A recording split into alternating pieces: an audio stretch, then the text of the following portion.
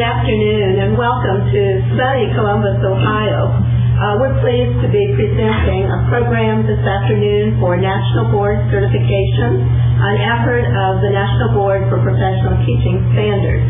I'm Coomer from the Ohio Department of Education. With us this afternoon, sharing the program for you will be Sharon Enright, my colleague at the Ohio Department of Education, Bodey from Springfield North High School, Beth from the Tri-Rivers Career Center in Marion, and Lynn from the Ohio High Point JBS located in Bellefontaine, Ohio. We also hope that all of you in the audience and those who are listening to this program later on will reflect on the events of the week, and may we have just a few seconds of silence in remembrance of our citizens around the country.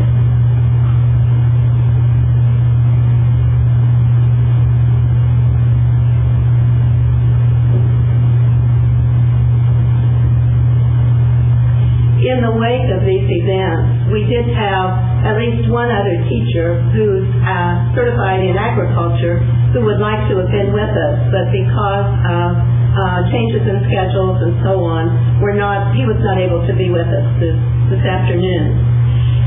The National Board really started the process in 1987. The board is called the National Board for Professional Teaching Standards. It's a non-profit independent agency, and it's governed by 63 members, most of whom are teachers, and now most of the teachers are National Board certified.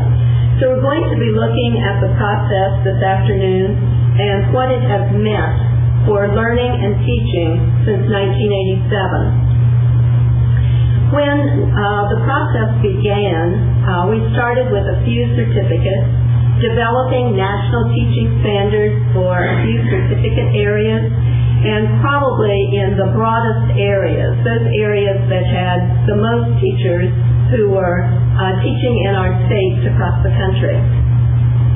Since teaching is the heart of learning, we use the philosophy that learning is really the heart of continued learning for teachers as well.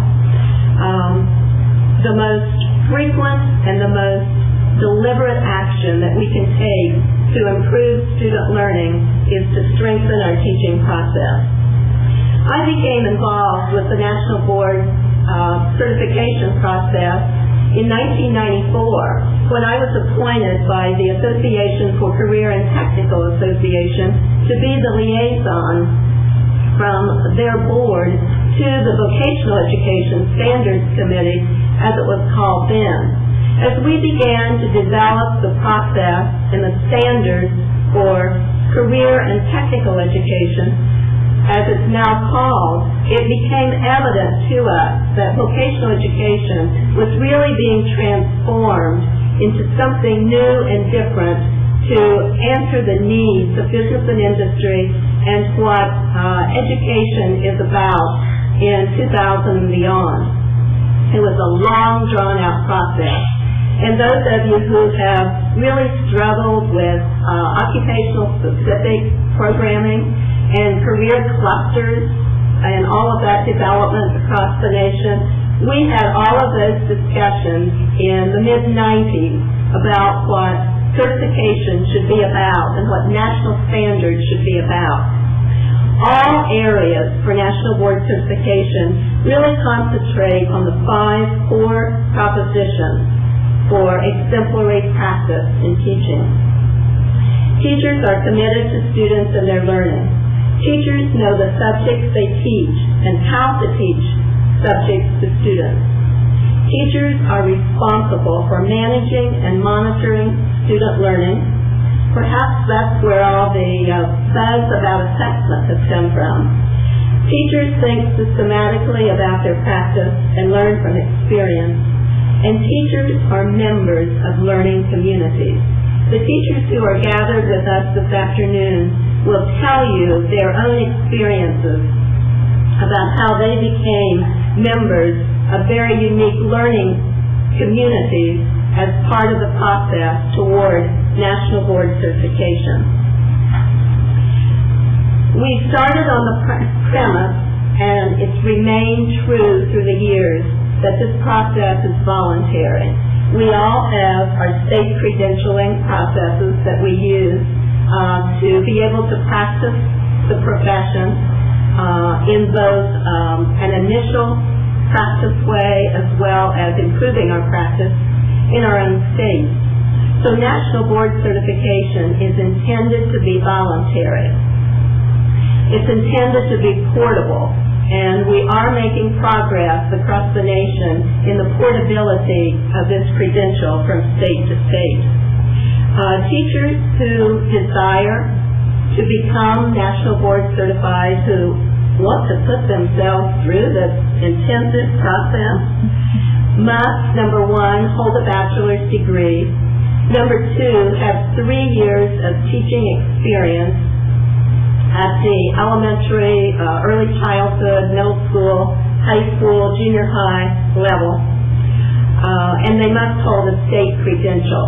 And many states, of course, are using the term license for their state credential to distinguish from the National Board certification.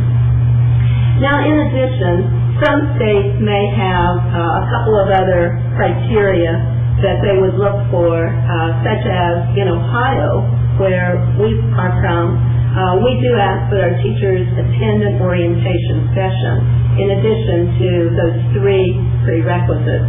And that's to determine if the teacher really understands the process and has the commitment that this group will speak to this afternoon.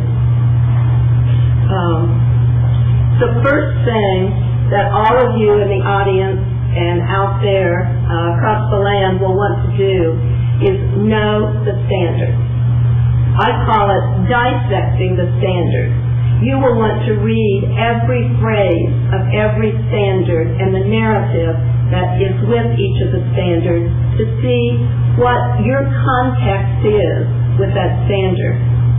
Now, unlike other areas of certification, career technical teachers really need to know 3 bodies of knowledge to be National Board certified.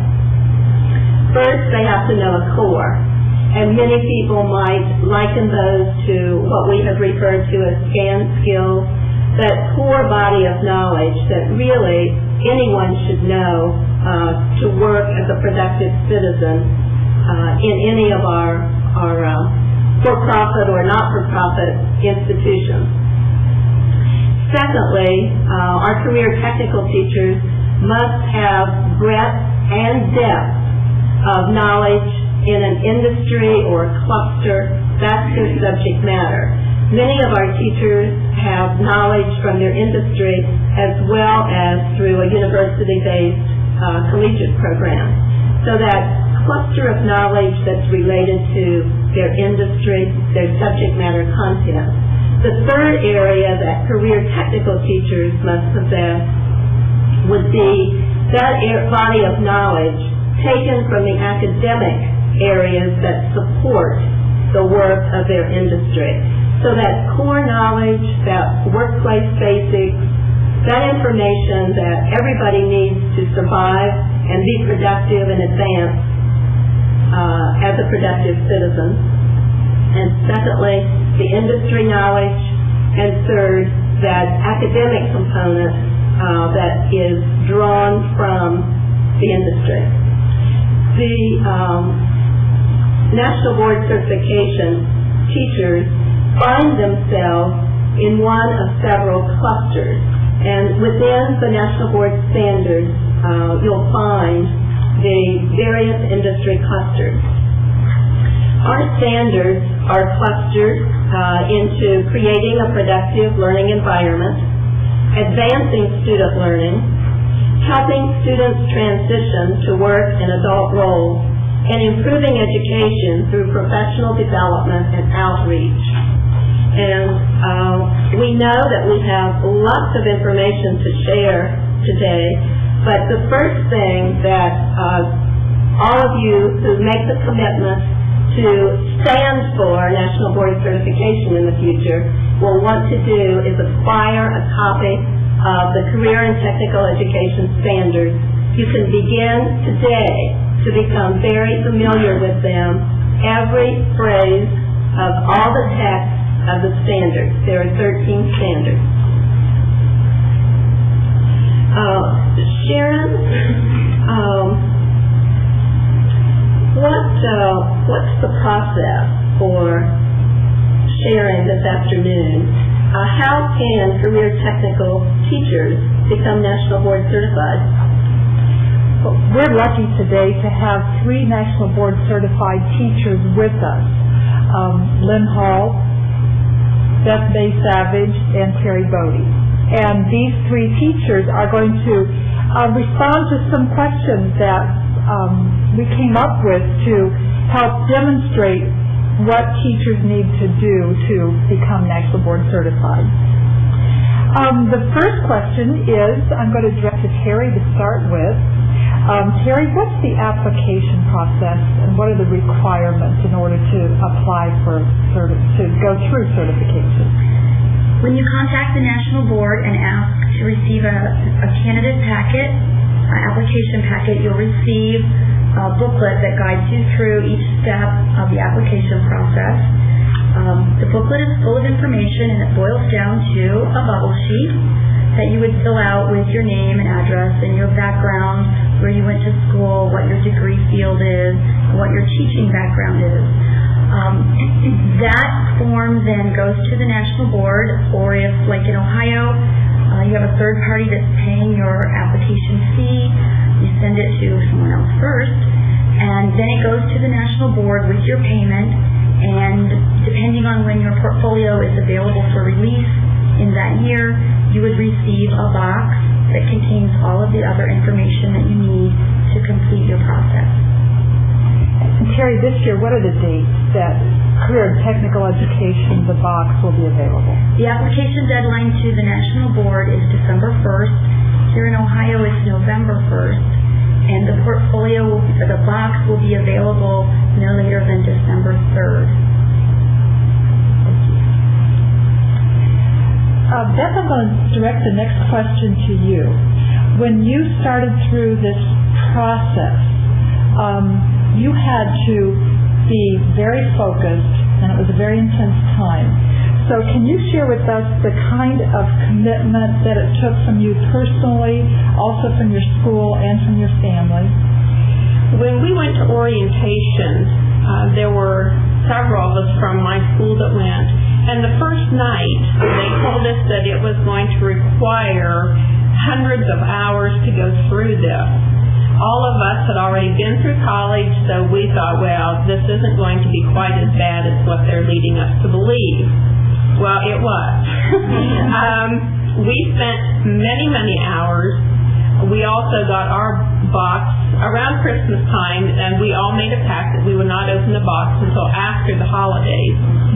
And from the point we opened the box till the day we put it in there was not a day you did not think about it. We had read the standards. When we went through the process, we had 6 separate projects we had to do. So we read through everything first, and then you pick and choose which you're going to do first and how you're going to get all these to fit together. As we worked through them, we soon found that evenings were shot because you had to work on your project. Weekends were not watching basketball and football anymore. You were working on your project, and many times you weren't at the computer sitting and typing, but you were actually planning what you were going to do in the classroom, what you wanted to videotape, and then the reflective writing probably took more time than anything else, even after the planning and the videotaping of it. My husband was very, very supportive, and he would simply say, do you want a cup of coffee now, or would you like some pop now? And then he would pretty much go away for the rest of the day. So it took a lot from him, also from our our friends because we were very used to doing things with friends on weekends. So most of them aren't teachers, so we took time to explain what this process was and how important it was. So I had a lot of support from all of my close friends, and the school was fantastic. We each got at least one personal day that we could stay at home and work on our projects, on our reflective writings. We got little notes in the mailboxes from our administrators encouraging us because they would hear us grumbling through the hallway about this process, and they were extremely supportive. And it takes a lot of that. And when we went through orientation, one of our comments from our leader was, make sure your family likes macaroni and cheese and that they learn how to cook it. And I didn't cook a whole lot during that time, but it does take a lot of commitment and support from friends and family and your school. Lynn, would you like to add anything? Well, I would just like to say that my facilitator, who is a mentor teacher that you get assigned to, she started the process with a husband, and at the end of the process, she was divorced. I hope that this will not happen to you, and I actually had a very supportive spouse and very supportive coworkers, but it is very stressful for some people if their family is not behind it. Thank you. Next, we're going to talk about the portfolio development because that's what you're focused on for that 6-8 months of time. So, Lynn, could you share, you brought yours. We're lucky you stuck it in a notebook, not the box, but you stuck it in a notebook. I brought my portfolio. I'm not sure how good the cameras will pick this up, but basically they send you a box, and you send everything in a box back to National, and you clip your entries together. So what I did was I put mine into a notebook so it would be easier to organize and to keep together. Also with this are 2 videotapes. So you videotape, as they tell you, often in your classes to get tape that is not only good visually, but is clear audibly. Every single word of the teacher's voice has to be heard in the videotape. Almost all of the students have to be heard in the videotape. And we all felt it was a little bit contrived. I used a media person at our school, and he's really into technology. So he set it up like a TV studio. I had a mic on my lapel. He had microphones sitting in various places on the floor around the students. He had a directional mic on the table. And when the students came in some mornings, I think they thought they were entering a TV studio. But you have to do some of that to get the good sound and the good visual quality. Now, my portfolio happened to be about 264 pages long, so I don't want teachers to think they would all be that long, but you are doing lengthy entries. Within each section, which we did 6 sections, but there are, I believe, 4 now, you write 10 pages for each entry, answering questions, citing the standards, and it almost has the appearance of a college paper in those sections. And then you do what they call artifacts or support information, and in this particular one, which is assessment, you had to design assessment instruments. So this is a test that I used, and everything has to be anonymous to protect the privacy of the students, and it has to be anonymous in that they cannot know who you are, what state you're teaching in, what type of district that you're teaching in, because they don't want that to cloud the evaluator. So any blackout marks that you see on pages are where this is my actual student's test and response, and she had essay questions at the back, but to protect her privacy, they could not know her name. Now, to use students in videotapes or to submit their materials, you have to get a permission slip signed by the parents. And that was no problem for me. I had very cooperative students, but some teachers went through entire videotapings of lessons only to find out later that they couldn't get a permission slip in from a student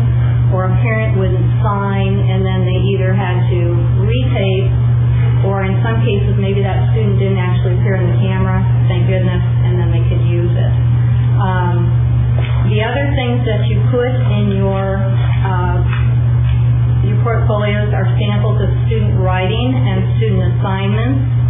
You put in, if I can flip it back here, your actual lessons. You can put support materials. So when I developed a project-based lesson, I started with some articles that we read in the newspaper, and I did handouts, which I put in. And then also, I did a project that used computer software. So you want to show them the software you used, and you write in your entry how you've used it. So really, I think more of the portfolio is the support information than is actually things the teacher writes. The teacher does a lot of writing. Okay, and I'm a business teacher, so ours is a little bit different, and we are definitely tied to industry standards.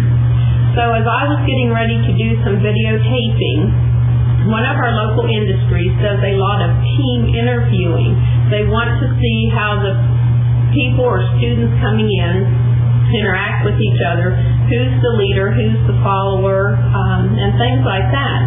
So I had prepared a lesson on team interviewing, and the students were divided into groups, and as one of the examples, they had to all decide who was going to get a heart transplant. There were 5 or 6 people on the list, and the entire group had to agree before this person could get the transplant. So it went through and gave the social history of the people, the professional history of the clients waiting for their heart transplant. And any teacher knows that as you're videotaping, there's probably going to be one student or one comment made that you just want to drop. And my student did it. But it became a wonderful teaching moment. It was just perfect because I could say, now, if someone is behind the screen listening to you, what do they think of you having made some of these comments? Best lesson I had all year. I went in to watch the videotape because you have to answer a lot of questions while you're watching your videotape and do reflective entries on it. There was nothing on the tape. The batteries were bad. So I shot that whole lesson. So you need to, when you're doing this, check the equipment first, and it certainly was not the person running the videotape. She was excellent at it. The batteries just hadn't been checked. So you need to be very careful when you're doing, particularly the videos, and also, of course, most of our subject area is on computers. So it was a little more difficult to tape so everyone could see what was going on, and they did kind of have to walk around with the camera. So the students do act a little bit different, but after a while they get kind of used to the cameras. So it's just something you need to consider when you're doing it. I appreciate you sharing a lot about what went into producing your portfolio that included the videotape. Thank you. Once you get done with the portfolio, one of the most exciting things is being able to ship that box back to the national office. Terry, can you share with us a little bit about that submission? Sure. Lynn shared with you how big her portfolio looks. That's about how big the instruction book is also that comes with your box. The instructions are extremely detailed, almost to the point of redundancy. You see it several times for the same entry. Oh, I already did that. I already covered that. But they are very explicit. Type size, font size, margins, the type of font you use, all of that is spelled out very specifically because people are going to be reading your entries, and they might read 10 a day. And the smaller the font you use, the blinder they go. As you prepare your entries to mail them back, they don't go in a booklet or a notebook like Lynn has, although I think most teachers create one of those for themselves for portability. A group of envelopes will come in your box, and each entry gets paper clipped together in a specific order with specific cover sheets and a little label with a barcode on it that is your number. And at the national board, you are known by a number, not your name. So you put that little barcode on every envelope, on every cover page. Your candidate number also goes on every typed page and every piece of student work that you submit. And it goes in a specific order with paper clips. And you slide it into the envelope, and then you pack all the envelopes into the box, and you ship the box back to the national board. I'm always the one who's bringing us back to the standards. And when the teachers are talking about their entries, their videotapes, they're always grounded in the standards. And Terry mentioned the level of detail, almost to the point of redundancy, a very detailed description of the standards that you must demonstrate for that particular portfolio entry. There might be a cluster of standards for the portfolio entry. Perhaps it has to do with Standard 6 assessment and Standard 7 workplace readiness, which might relate to Beth's example that she shared with you. But always everything grounded in the standards for career technical teachers. Yes, Charlotte, you do always need to bring us back to that. Thank you. Once you get to ship that box off, I know that you've breathed a big sigh of relief, but it's not a total relief because the last step in this process is the assessment center exercises. So we'd really like to hear about that next step. Well, we thought we had it made when we got our little boxes shipped back. And then you very quickly get some more information in the mail saying, now you have to take this test, which we knew, but you're so busy working on the portfolio that you just kind of forget about the test. So we decided we would just go do it the first day that they had a vacancy. So we went down to the assessment center, and it did take us all day. We had 4 questions, and you did 2 in the morning, you broke for lunch, then you did 2 in the afternoon. They have changed that now to 6 30-minute questions. But it did take the entire day to answer the questions. They were very broad questions. We had a good idea of what they were going into it, but you still had to do a lot of research. And one of them, you knew you were going to have to produce a project.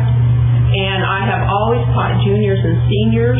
When I got in there, the question concerning my project was, now you're going to teach this to junior high students. How do you do this? And I about died. I have never been in a junior high. So it took a lot of time to stop and think, now what level would these students be on? So you probably spent a good half hour to 40 minutes thinking before you would ever start keying anything into the computer. So it was a very exhaustive day by the time we left. Lynn? I would also like to add that the security is very tight. You check in with the driver's license, and if you are not that person on that picture, you're not let in. You sign that you are the person that is taking the assessment. You ask permission to go to the restroom. You don't take anything into the room. If you want to take something in the room, they keep it at the end of the day. So they're very much making sure you are who you say you are, and that you aren't taking any little cheat sheets or anything in there with you. And you can be let out to go to the bathroom, but it's monitored and you have to come right back in. So it's assured that you are that person. I think in career technical we're somewhat lucky in this process in that because they have combined us all together, we have pretty generic questions. My facilitator that I worked with was an English teacher, and she had 4 or 5 books she had to read on the classics, weeks of preparation to go into the assessment center to answer her questions. We were just given a guide to read. We were given a CD-ROM that was a tutorial on how that computer assessment would work so that we understood the prompts. And we knew that our questions were going to be somewhat general. I'm a family consumer sciences teacher. I figured there would be a question on technology. I figured we would all have a question on technology. And as we bantered that back and forth, my partner and I, who worked together on the project, what that would be, she was saying, well, will they ask us about surgers? I said, surgers to me are old technology. I think it's going to be web-based instruction and, really cutting-edge kind of stuff. We figured we'd have a question on work-based learning, just because, again, that's a generic thing that cuts across all areas of career technical education. And so you could somewhat anticipate and guess what we would be asked. You are not given the questions ahead of time because they want you to know, they want to see how you think on your feet. We thought there would be a question on planning a lesson. So we were not surprised. I don't know if either of you were surprised, but I think because we're generalists, we were asked general questions, maybe it was a little bit easier for career technical teachers. And then the questions can be answered in the context of your school, your community, your students, and your program. We were talking earlier that some of our highly specialized areas, when they first saw the standards, said, I don't see myself in here. But it was always the intent of the National Board and the Standards Committee that the teacher be able to contextualize to their own setting, to their own specialty within technical education, but understanding that they need that breadth of knowledge across the industry. Now, I can't remember, did you say where this assessment center is? Did you have to travel far? We went to Columbus to Sullivan Learning Center, and you followed all of their rules. Now, you didn't have to go to Columbus. You could go to any of them. You receive a book, and it gives you the telephone numbers, and you call and make an appointment and get your directions and go. I think there are 6 to 8 to 10 sites in each state, so you have a choice. So you leave the assessment exercises there. Yes. And then they're scored. They send them back to national and then they're scored, yes. I want to ask you what you might know about the scoring process, because I know that once you get the assessment done, that's when you finally breathe a sigh of relief, but yet you're kind of on edge because it's not till end of November when you learn whether you've passed. You've got several months time span. So the scoring process is done at the direction of the National Board for Professional Teaching Standards. Terry, in particular, could you share a little bit about what you know happens with the scoring? Well, do you remember I talked about those little envelopes that you put your portfolio entries into? Each of those envelopes will go to a different area of the country to become scored by trained scorers. So all of the career technical entry number 1s might go to San Francisco, and all of the entry number 2s might go to Orlando, and all of the entry number 3s would go to another city. Part of this is so that they're scored by a great variety of teachers. The only people that score your portfolio are active teachers in your area. So my portfolio was scored by Family and Consumer Sciences teachers. Beth was scored by business technology teachers. They're only scored by active teachers because they know they're right there with you. They're on the front lines with students with you, and they know what's going on with students. The same thing with assessment center exercises. Those are also compiled and then sent to different places throughout the country. I do know that the scoring process is long. It takes about 3 weeks if you are a scorer. The first 4.5 days are training. And if you don't cut the training, they send you home. You don't get to score. So you do a lot of practice, a lot of bias training, so that things that you read don't set off buttons for you, and you don't unfairly score an entry. So this is a very intense process for teachers, and also a very intense process for the National Board to establish the scoring system and train the scorers. So you can see that it's a very well orchestrated process to earn this certificate. Sharon, it's obvious that the three teachers here spent a lot of time, did a lot of hard quality work based on their exemplary practice. Can you help us understand some of the support networks that these three teachers and teachers like them all over the country should experience? Sure. Every one of you have already mentioned that you had some kind of support. So we're going to find out what you did for support and what other people might be able to do to receive support going through this process. The first one is many states and districts offer some kind of support. Did any of you have experience working in a workshop or with a support network with the state or your district? Terry had a state sponsorship. Right. The Family Consumer Sciences Division in Ohio sponsored a series of 2 workshops that I participated in.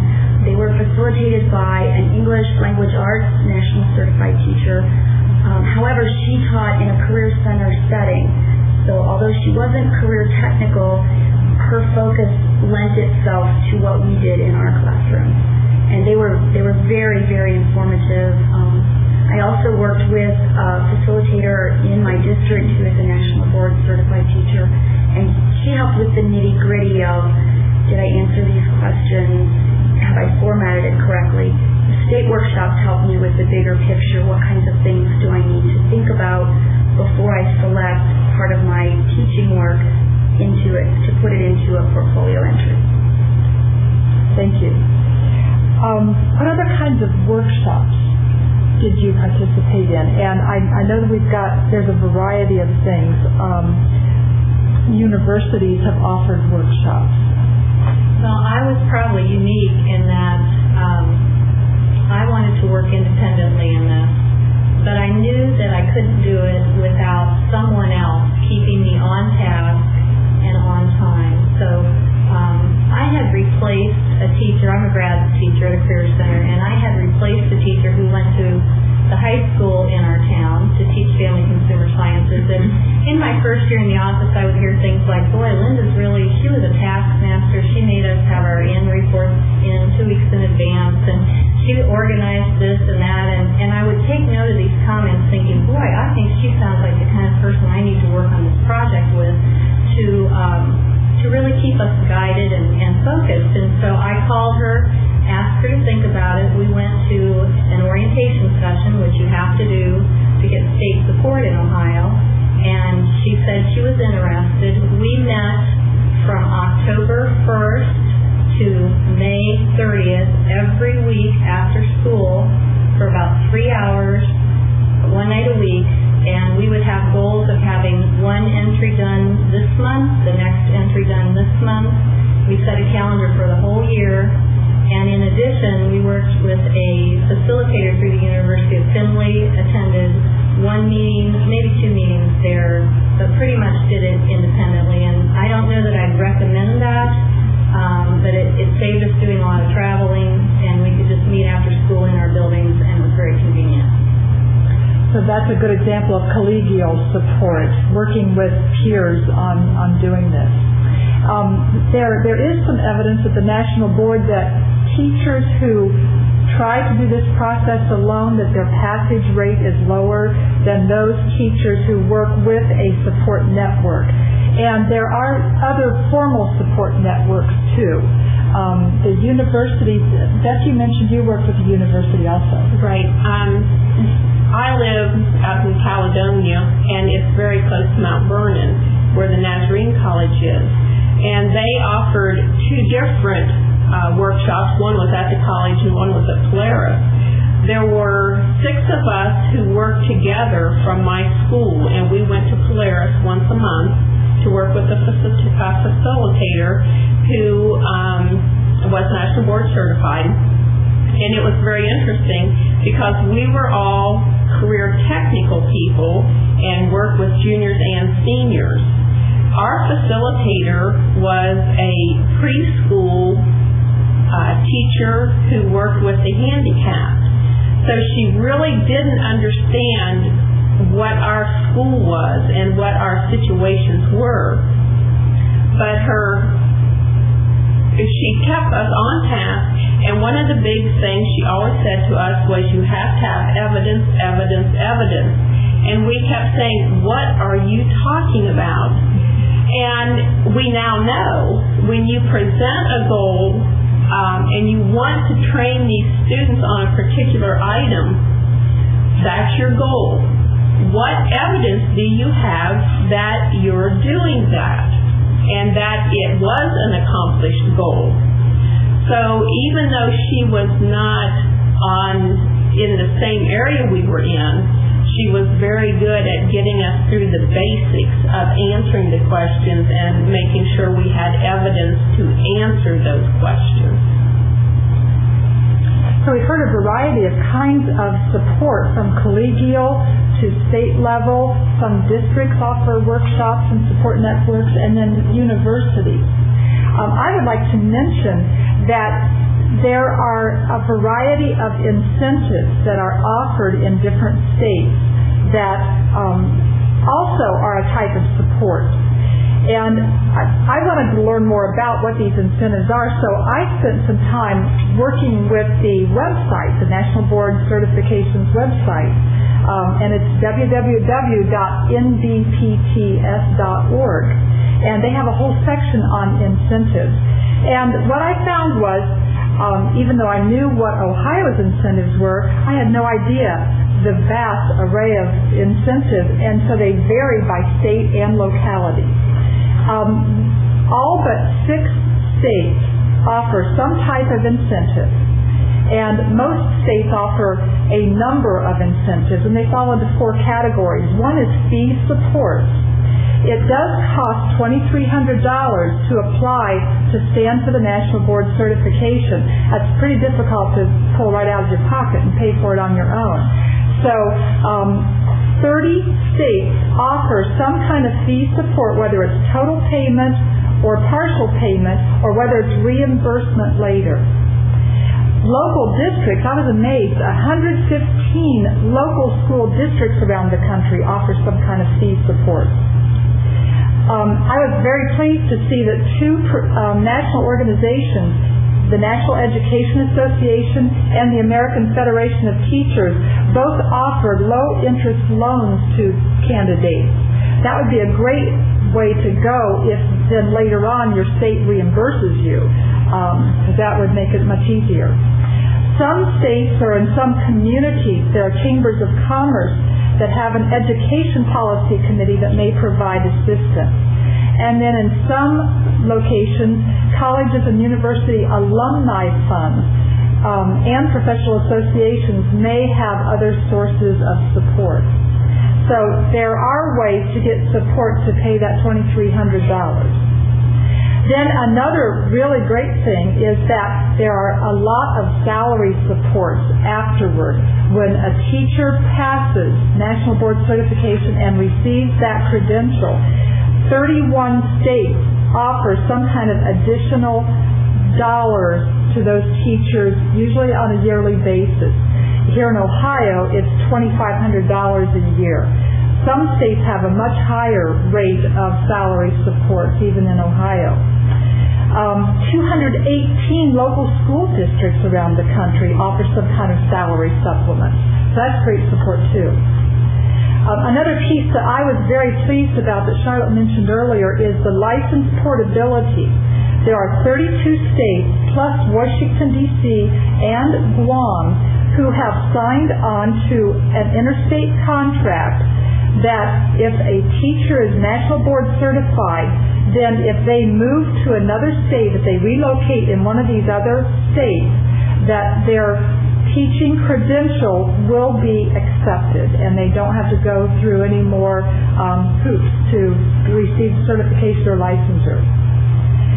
And then a lot of areas, license renewal and CEUs can be tied to this whole process too. And in some universities, they're offering a master's degree program based on this whole National Board Certification process. So there are a lot of incentives that are emerging and growing that are there to support teachers, and it is great because there is some emerging evidence that is demonstrating that students whose teachers are National Board certified are performing at higher rates than students who have teachers who are not National Board certified. So it's very exciting. Tremendous support network. So you have the continuum of working collegially with maybe one partner to a variety of support networks plus the incentives. And we have been blessed in Ohio. Our then Governor Voinovich, now Senator Voinovich, was a member of the National Board, and I think a driver, and our General Assembly has been very supportive, as other states have been across the nation.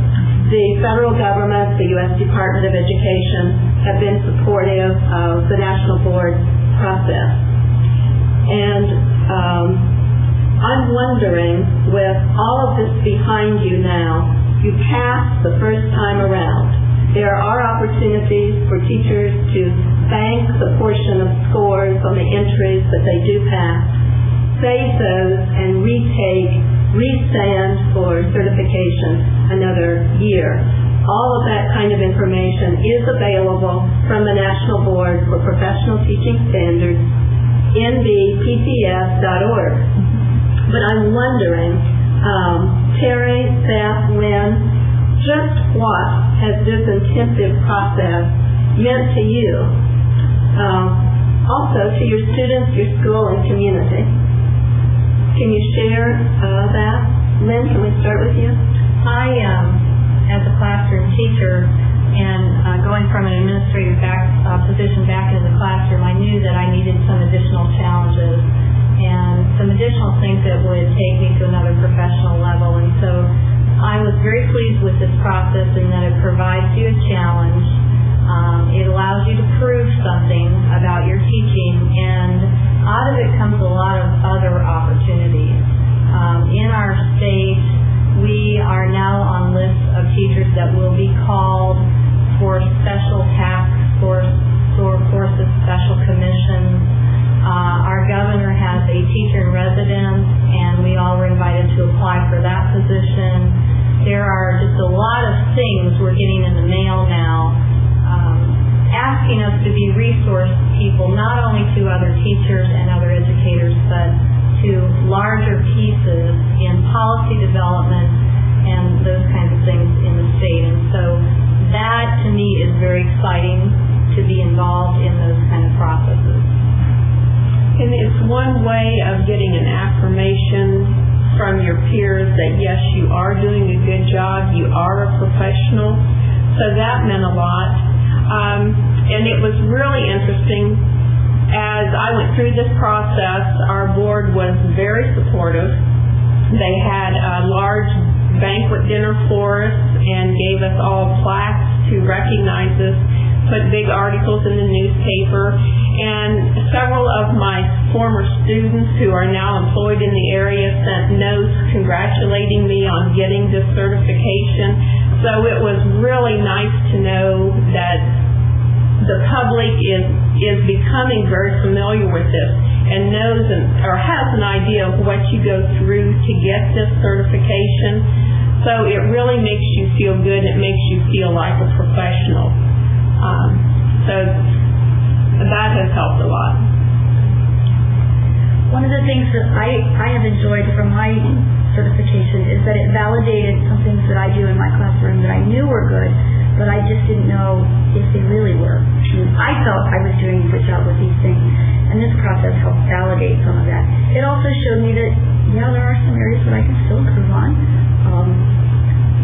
I did achieve the certification, but that doesn't mean that every single entry that I turned in was outstanding. The scores are composite from all of your entries combined together. One of the nice things that came out of this was this year when our district held our convocation the day before school started with all the employees from across the entire district. Our superintendent recognized different groups of teachers for outstanding accomplishment, and the National Board Certified Teachers were the very first group recognized before people that had 30 years in the district, before retirees that were coming back. So that was a very nice thing in front of all of my peers, and not just teachers, but support staff as well. And one question about what does it do for your students? Every teacher, as soon as you teach a lesson, you automatically reflect, did I do a good job? What students didn't get this? What could I have done? And it's a natural process you go through.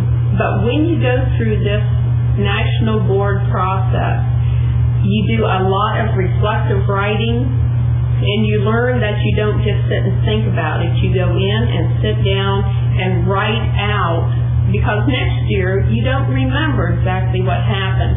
So the students coming up, I think, really benefit from this, because we really do sit and ponder what was good, what was bad, what can I change next year, what do I need to look for in my students before I even present this lesson. So it really helps us evaluate our teaching ability, so that helps the students coming up. Now, all three of you have been National Board Certified and received some recognitions, and I know all of you were invited by our governor to a state celebration, and that, I know that was very exciting. But personally, what is ahead of you professionally as a result, or partially a result, of being National Board Certified? I've just recently been contacted by Ashland University, which is a college in Ohio that believes very much in bringing courses to teachers instead of having everyone go to Ashland. And they've asked me to be a facilitator in my region, because I come from a rural part of northwestern Ohio, and all the universities that have support sites are an hour to an hour and a half away.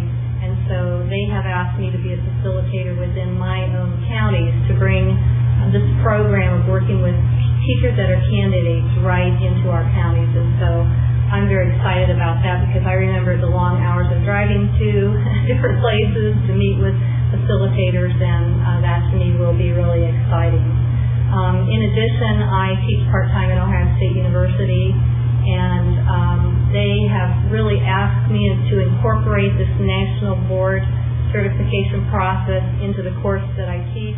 I think it's important to my department that a national board certified teacher is teaching, that also that is being added as part of the curriculum, because the university has a goal of preparing world-class teachers, and I think this certification process fits in with that. So tying that into the curriculum will help in their goal, as well as help us get more board-certified teachers. This past June, several of us went to a facilitator workshop, training us how to be facilitators, and we, the ones National Board Certified, have a real good understanding of what the upcoming people are going to be going through, and Mount Vernon has contacted all of us who passed to see if we will help facilitate or mentor teachers in the next few years who are going through this process. So that's a very exciting thing to do. Terry? We were in the first group of career and technical education certified teachers, and as soon as we received our notification that we were certified, Wright State contacted me to help facilitate a group, because they had more career technical people but didn't know what to do with them. So I helped with that group last year. Another national board teacher and I are working with Wittenberg University this year in conjunction with our school district to facilitate. We think we have about 20 to 25 in our district alone that are standing for certification this time around. I'm also working with Beth and career technical education in the state for all career technical people. We had been doing one, Sharon had supported just family and consumer sciences before, and now it will be open to all the career technical teachers in the state. And I went through the facilitators training with Beth and some other teachers, and I'm thinking that maybe next summer I want to score, but I'm not sure if I want to give up 3 weeks of my summer to do it. I'll talk a little bit about my experience. 2 years ago, when this National Board Certification for Career and Technical Ed first became available, I had family and consumer sciences teachers who came to me and said, we would love to do this, but we need your help because we want you to help us link with other family and consumer sciences teachers, and there weren't quite as many workshops and formal networks out there at that time. So I said, I don't know much about this, and I didn't at the time, but I said, I will do it, and I'll figure it out. And so we started by contracting with this Alice Waits Richmond, who is a career and technical, teaches in a career center, and we had her help me develop a couple of workshops. So the first year we sponsored 2 workshops for our teachers, a series of 2. Last year we expanded that to a series of 3 workshops, and Terry was one of the assistants. And then this year we're expanding it to a series of 4 workshops, and we have spent some of our Carl Perkins federal dollars to get some of our board certified teachers at this facilitator training, and we're going to use some of those dollars then to sponsor these workshops, both at the state level and some at the regional level. So we're very glad to have the federal dollars to help support this process. Thank you. Good testimony.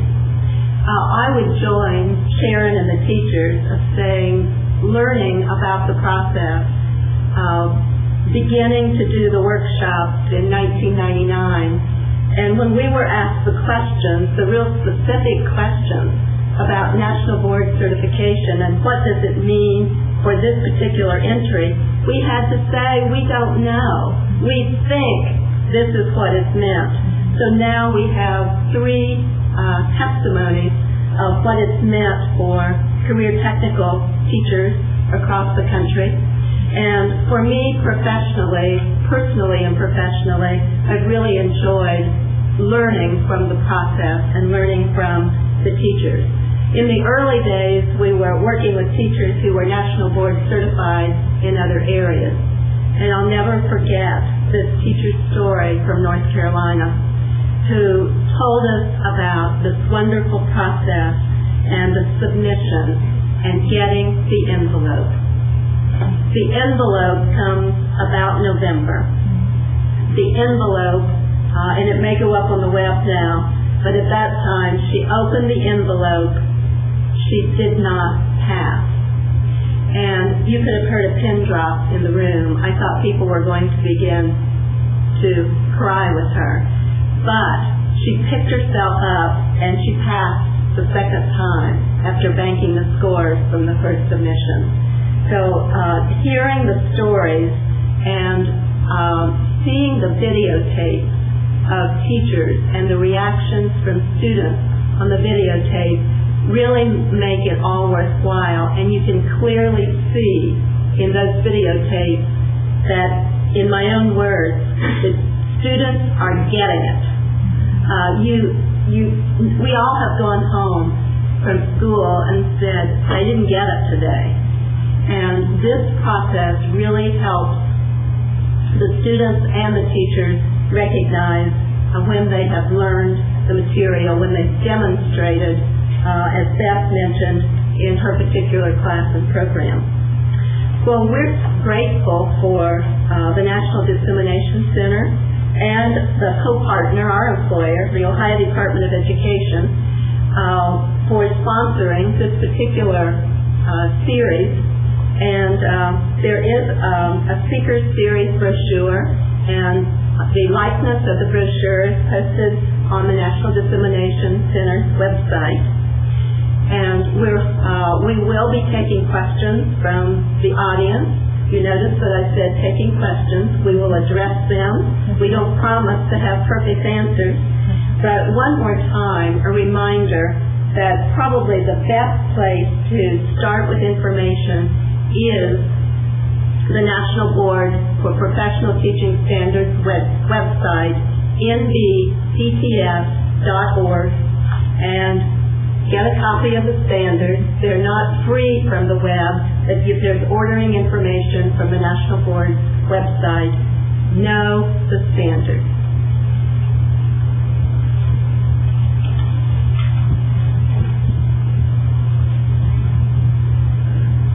I have a question for the teachers. How has your teaching changed, or has it changed since you've become nationally board certified? And if you can give us some specific examples of what has changed, what has made you a better teacher, or what is it that has changed to make it easier for students to learn from what you're doing? I think you learn to be a lot more reflective after you teach a lesson, and as Charlotte said, you know when the student gets it, and if not, when you go back into your desk or wherever the students have gone, you take the time to sit down and analyze what happened. Now, every year students are different, but at least it gives you an idea of what to look for the next year. And you kind of attach that to your lesson plans if it's something you know you have to teach, whether it's income statements, anything, again, since I'm business related. And you kind of attach that, and the things that didn't work as well this year, you might try something a little bit different the next year, but I think you're much more reflective on what you have just done. One of our standards is knowledge of students, and I always thought I did know my students, but this process really got me looking more, not just at superficial things like how many people are on free lunch and what part of the town do they live in, that kind of thing, but really get to know them a little better on a deeper level so that when I taught lessons, I could bring some of their personal information into my lessons. And also not just, if it's day 6, it must be this lesson.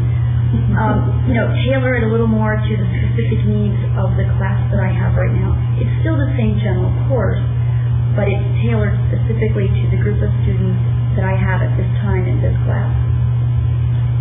And I feel like I have a standard to uphold now, and so I want to be better in everything I do. I think that people probably look at me as an example, and I want it to be a good example. I feel like I'm networking more with other teachers. I'm mentoring them more. I want them to do this process, and we are put more in a position of being a resource person in our district. So everything you do, you're just trying to stay to that standard that you feel like now you've been labeled as National Board Certified Teacher, and you have to live up to it.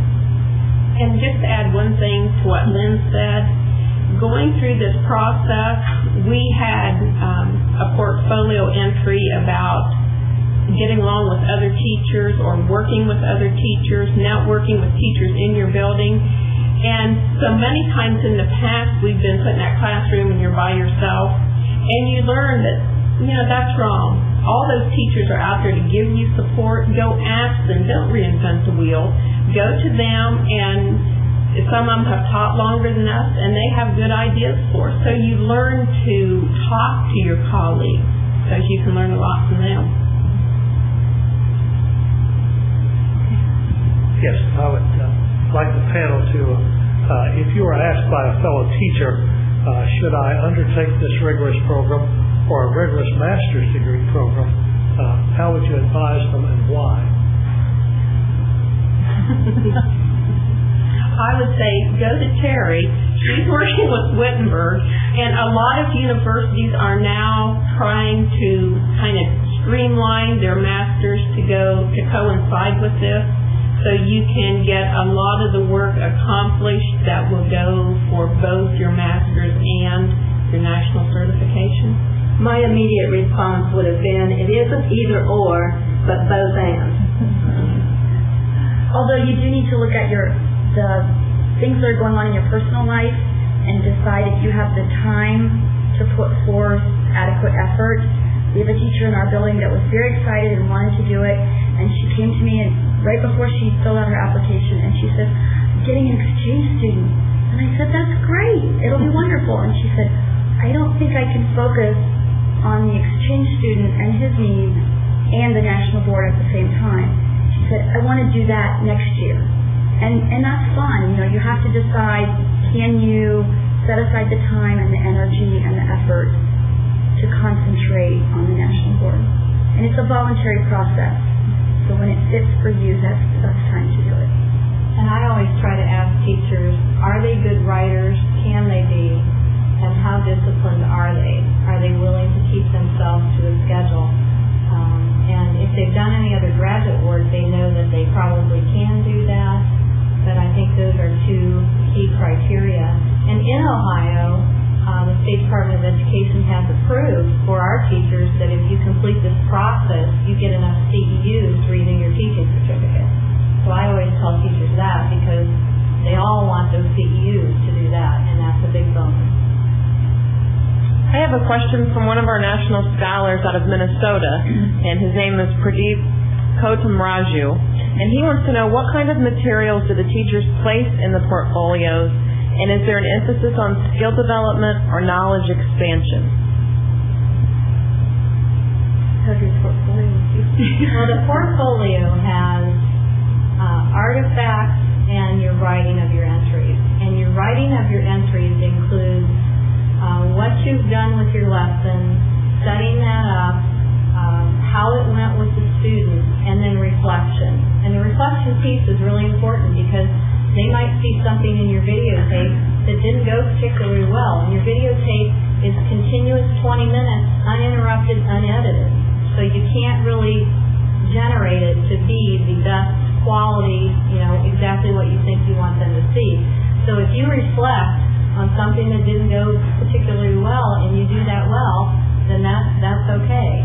The artifacts are pages that show the evaluator what did you teach prior to the lesson, what did you follow up with the lesson, what did the students receive, what did the students give back to you. So those are the kind of things that are in the portfolio so they can truly understand what you were teaching, how you were teaching it.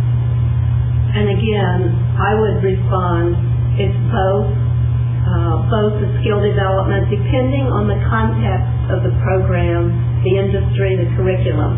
For example, one of the standards is learning environment.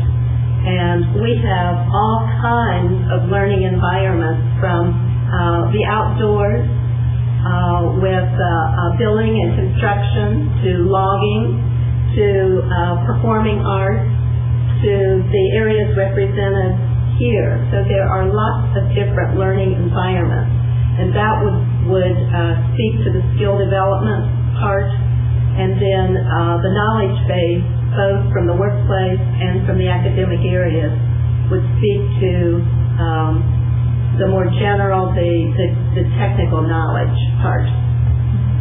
One of our entries focuses on assessment, which is probably more of the knowledge development, and one of ours is a demonstration lesson where the teacher demonstrates a skill to students and then students practice the skill. So that would be more skill related. I had two questions. One, a clarification on the projects. Do you have 6 videos, 40-minute videos on those projects, or a smaller number? And the second is, do you have any information on the pass rate of teachers who apply and actually get their certification? The portfolio process used to contain 6 portfolio entries and 4 assessment center exercises. That was the old generation. The new generation will include 4 portfolio entries, 2 of which are 20-minute videos. One is student work, and the other one, the last one, is collaboration within the community and with colleagues. And then there will be 6 30-minute assessment center tests. And those are timed. And we've been told that about 50% of the teachers that apply receive certification, and then about 1/3 of the teachers, when I say apply, they actually send in a box with a portfolio. 1/3 of the teachers that apply or get the stuff in the mail actually are certified. So there's a fallout rate of people that don't complete the process, and then there's a fallout rate that don't get certified. But you have several years to reapply and resubmit entries if your scores are low in certain areas.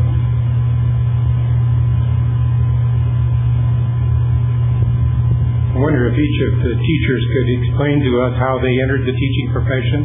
Did you come in through a teacher preparation program? Did you come in from a degree program and then get your certificate? Did you come in through business and industry? Or what route you took into teaching? For business, when I entered teaching several years ago, we had to have a 4-year college degree in education and work 1 year as a secretary for the business field. And I came in through a traditional route through a bachelor's in family consumer sciences. Actually had wanted to be an ag teacher, but I was in that early generation and my father didn't think that girls should be an ag, so I'm in family consumer sciences. I also did a traditional route of 4-year baccalaureate degree. However, I started teaching in a foreign country in elementary school and then came back to the United States and continued teaching family consumer sciences. And this question is more for Charlotte. Is there any evidence to the success rates of teachers coming in from the alternative routes that we have to getting nationally board certified? I don't have any information on that particular issue. The issue of teachers coming in through industry experience first, that would be a good study to do as we analyze. Many fewer of our teachers, of course, would have come in the industry route. Those who have probably came, at least in Ohio, with a bachelor's degree and 2 years of work experience, even in some of the trades areas. But we really don't have good information on that, particularly since we're going into, or just completed our 2nd year for career technical teachers. But disaggregating the numbers on those audiences and their preparation routes would be a good study for us. We only have results right now of the very first year of application, and we know in Ohio that we had 31 career and technical education teachers receive national board certification that first year, and nationally approximately 250 career and technical education teachers. At this point, we are awaiting the results of the 2nd year. They're in the process of being scored. So there's really not a lot of history of, and the numbers probably aren't large enough at this point to even do a good study on that. But I like the idea of tracking that over time.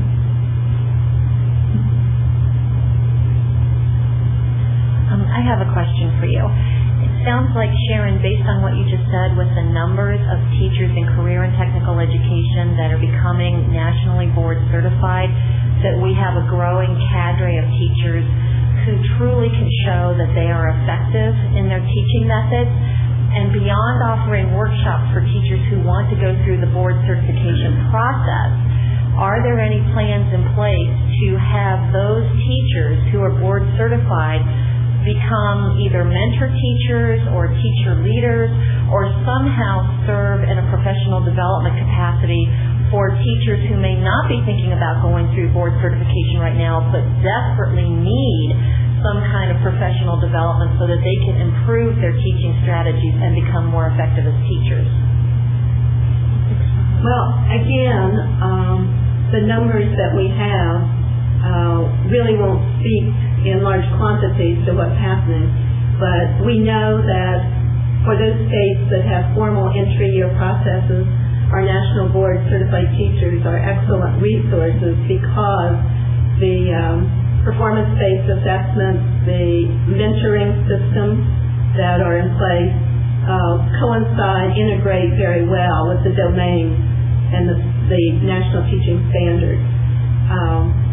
We're finding that national board certified teachers are, as Lynn pointed out, more apt to take advantage of additional growth opportunities and make an impact on improving the profession in general, which is really the mission, to demonstrate exemplary practice and then to share that practice with others.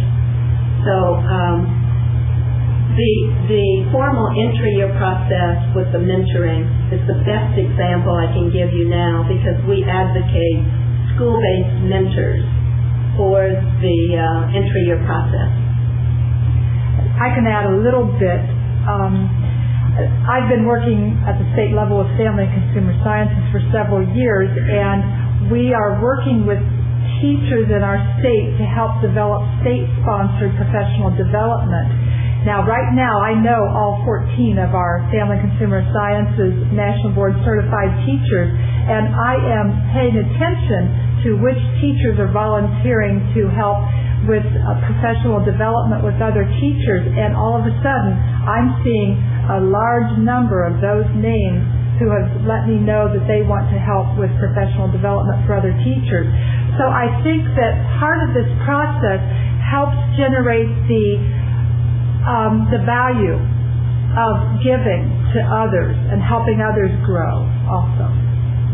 One of the questions that we often hear is, well, of course, the teachers are interested in the process because in many states and districts there may be a financial incentive.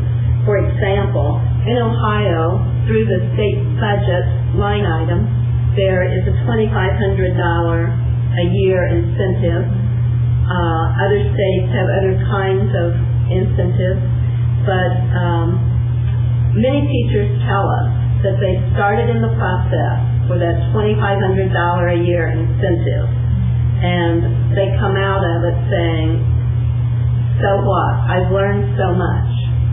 But that incentive is still there, and we're fortunate that our General Assembly in Ohio has continued to support that.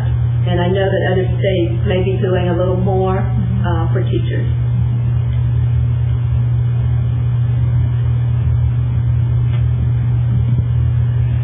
I guess the business teacher, perhaps this is your question, were you required to revalidate your business skills, or when you were accepted, did they assume that because you were working as a teacher in the business area that you must be qualified in that area? I guess I'm wondering about trade and technical teachers like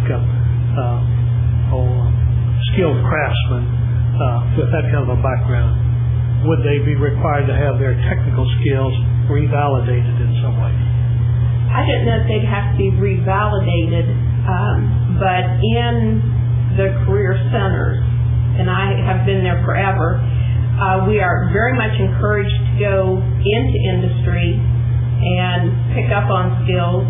In my particular area with computers, I'm in constant training trying to keep up with the computers and the systems. This next quarter, I'm teaching with Marion Tech, and I'm going to Whirlpool to work with some of them. So as you go through a lot of these different processes, you pretty much stay up on industry standards. A lot of the men in our building in construction trades, etc., either have side companies, or during the summer they do go to work for contractors. So most of us do keep our skills up. And being grounded in the standards, I will point to the standards that really speak to teachers being up to date in their field. I think it would be very difficult to complete the portfolios to industry standards, at least aligning your curriculum that's expected in the career technical teaching standards. It would be very difficult to answer the questions at the assessment center unless the teachers were really up to date with their industry, the curriculum that supports the industry, or vice versa.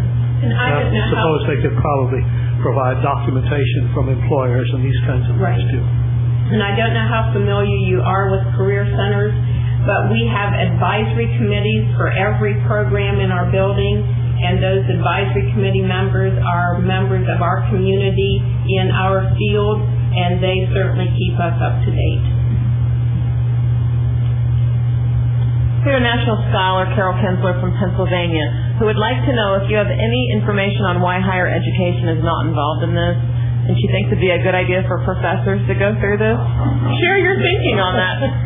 At the facilitator workshop we were at in Florida this summer, there were several university employees there, and they were certainly looking into combining or aligning their masters with the national boards, and there were several universities throughout the country there. Many universities are incorporating it.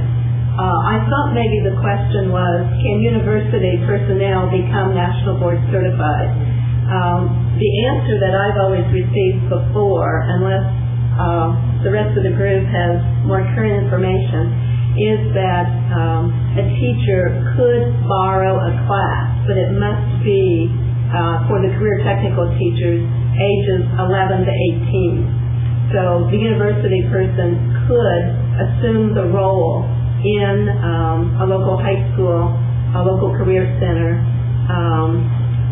do a sabbatical, but the teacher standing for certification must have a class ages 11 to 18 in that range, because that's the age range of the students that we work with for our certificate area.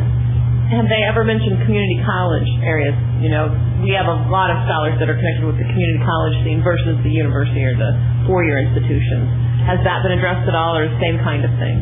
We have had a variety of questions about that, and I would suggest that they direct that question to National Board, the National Board office. In Ohio, for the support system, we do speak to early childhood, elementary, middle grade, junior high, and high school. That's for our support system, financial support system. But I would suggest they direct that question to the National Board for Professional Teaching Standards. Her other thought is to incorporate this into teacher education programs, which I think would be an interesting component. And many universities have begun to do that. However, to actually stand for certification, you have to have 3 years of teaching experience. You could do preliminary work or similar types of activities, but to stand for the certification, you have to have the experience first. For example, as a project in a methods class, developing a portfolio entry might be an appropriate kind of project. And many of the institutions are focusing on the 3 kinds of writing that Lynn alluded to earlier: descriptive writing, analytical writing, and reflective writing, to get teachers practicing those kinds of writing skills.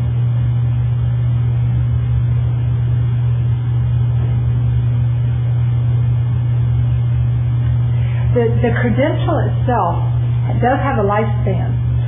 It's good for 10 years. And so what do teachers do at the end of 10 years when their credential, that certificate, expires? Well, the National Board for Professional Teaching Standards, I get that twisted sometimes, is working on what is the next step, because some certificate areas have been in place much longer, and their first 10-year cycle will be up. So they are addressing what will happen when that 10-year certificate is up, and what is the renewal process for teachers who want to go the next step for a renewal. And we're pretty young in career and technical ed. This year right now coming up is just our 3rd year. So these teachers right here have another 8 or 9 years on their current certificate. But that is a piece I thought would be helpful to understand. This comment comes from Steve Muma, who's in Minnesota, and he would like to know if they address at all the quality teacher characteristics, because he thinks there's more to exemplary teaching than what's been discussed here. And do they address that at all, or is that incorporated in any way? Those are very clear in the standards. The standards reflect what teachers know and should be able to do. And you write those standards into your entries, so you're adding the evidence that you meet the standards in your entries. They're embedded in the standards.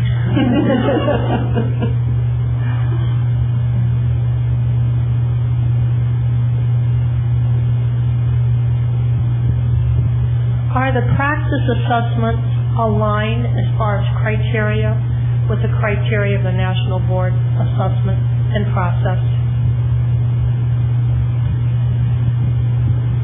I wouldn't be able to do a side-by-side alignment, but the question had to do with the praxis series of assessments, and the praxis 3, the performance-based assessment, would be most closely aligned with the criteria that are required to be demonstrated for performance assessment, the demonstrations of lessons, teachers reflecting on their lesson and being evaluated on those lessons. So there is some alignment both in process and in criteria. Another piece of that is that the praxis domains and components, that piece is for entry year teachers, what beginning teachers need to know and be able to do. The National Board for Professional Teaching Standards are for experienced teachers. So I think it's a progression also, yes, that this is above and beyond what you need to know and be able to do as an entry year teacher. But they certainly build upon each other, and I think it's would be very good in our programs, professional development pre-service programs, to address both praxis and the National Board standards.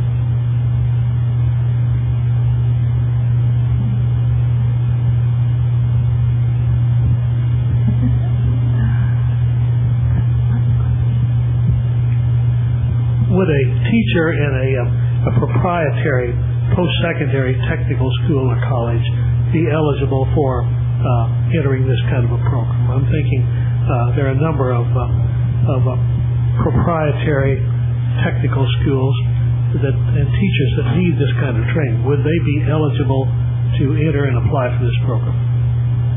I would defer that question to the National Board for Professional Teaching Standards office. And of course, all the numbers are available from that website.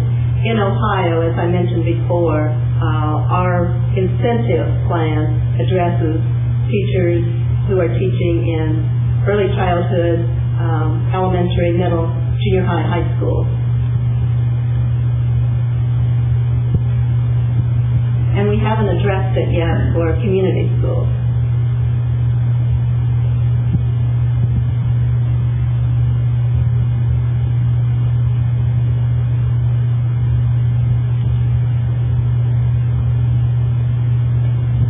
Once again, we appreciate the sponsorship of this professional development series by the National Dissemination Center, located at The Ohio State University in Columbus, Ohio.